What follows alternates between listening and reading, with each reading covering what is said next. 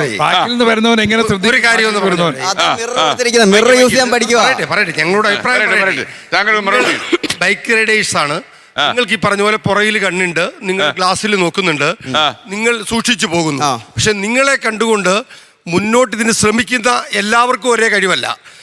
അദ്ദേഹം കോളേജ് അധ്യാപകനാണ് ആയിരുന്നു. അദ്ദേഹം പഠിപ്പിച്ച കുട്ടികൾക്ക് ഇതുപോലെയുള്ള കഴിവില്ലാത്തതുകൊണ്ടാണല്ലോ അദ്ദേഹം ഈ രംഗത്ത് വളർന്നു വന്നത്. നമ്മൾ ഓർക്കണം, നമ്മളൊരാളുടെ കാര്യം പറയുമ്പം നമുക്ക് പുറകിൽ, ഇപ്പോൾ ലക്ഷ്മി തന്നെ അവിടെ സംസാരിച്ചു, പുറകിലും ഞങ്ങൾക്ക് കണ്ണുണ്ട്, ഞങ്ങൾ സൈഡെല്ലാം നോക്കും. ഇതൊരു ലക്ഷ്മിക്കോ ഒരു സഹോദരനോ കഴിയൂ. ദേ ഇവിടെ ഇരിക്കുന്നവരെ കൂടെ നോക്കണം. നിങ്ങൾ ഓർക്കൂ, ഞാൻ പറയുന്നു, ഒന്ന് കേട്ടിട്ട് പറയൂ. കായംകുളത്ത് കഴിഞ്ഞ വർഷം ഒരു അമ്മ, അവരുടെ ഭർത്താവ്, കൊച്ചൻ്റെ അച്ഛൻ വിദേശത്താണ്. ആ +2 പാസ്സായതിന് 18 വയസ്സ് പൂർത്തിയായപ്പോൾ, നീ നല്ല മാർക്ക് വാങ്ങിച്ച് പാസ്സാകാമെങ്കിൽ നിനക്കൊരു വണ്ടി എടുത്തു തരാമെന്ന് പറഞ്ഞു.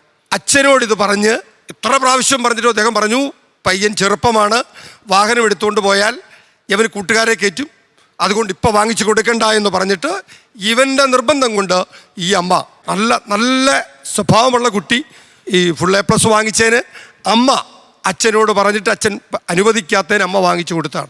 ഒരേ ഒരു മകൻ. അമ്മ ഉച്ചയായിട്ട് കൊഞ്ച് വാങ്ങിച്ചുകൊണ്ട് വരാൻ പറഞ്ഞു വിട്ടതാണ്. കിട്ടാഞ്ഞിട്ട് ഒരു 1:30-2 മണിയായപ്പോൾ അമ്മ വിളിക്കുകയാണ്. വിളിച്ചപ്പം ഒരു പോലീസ് ഓഫീസറാണ് കായംകുളത്ത് എടുക്കുന്നത്.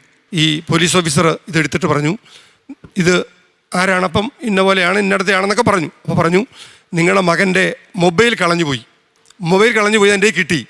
അപ്പോൾ കുഞ്ഞെന്തിയെ എന്ന് ചോദിച്ചാൽ പറഞ്ഞു, അവൻ ഒരു ചെറിയ ആക്സിഡൻറ്റ് അവൻ്റെ കൂടെ വന്നവനുണ്ടായി. ഇതൊക്കെ പറയാനല്ലേ പറ്റൂ.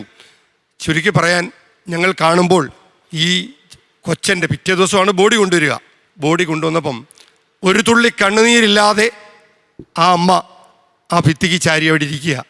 ഒരേ ഒരു പ്രതീക്ഷയായിരുന്നു. അമ്മ അവിടെ ഇങ്ങനെ ഇരിക്കുകയാണ്, അവർ മരിച്ചിരിക്കുന്നു.